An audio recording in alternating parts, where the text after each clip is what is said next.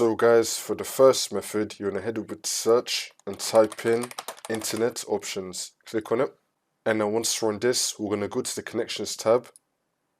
Now we're going to click on LAN Settings.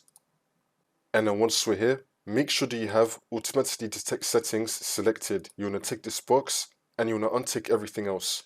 So you want to untick both of these and then click on OK. And then click on OK again.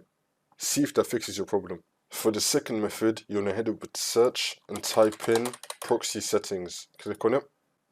Now once we're on this, again, make sure that you have Automatically Detect Settings turned on.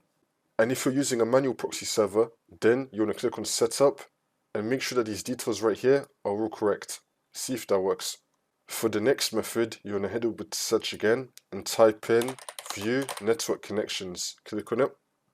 And then once we're on this, you want to find your network adapter, double click on it, and then click on Properties, and then click on Internet Protocol version 4.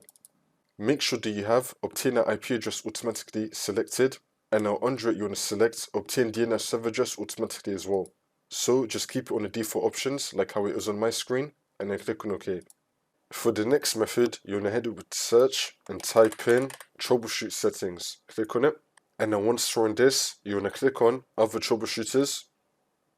And now you want to find Network and Internet. Click on Run. And now this will come up, the Network and Internet Troubleshooter. If it detects any problems, it will try to fix it for you. See if that works. Now for the last method, you want to head over to search and type in CMD. Now you want to run it as administrator. And then click on Yes. And now once we're on this, we're going to type in NETSH space INT space IP space reset T C pip.txt and then click on Enter. And now you just want to restart your computer, and then hopefully this will now fix your problem.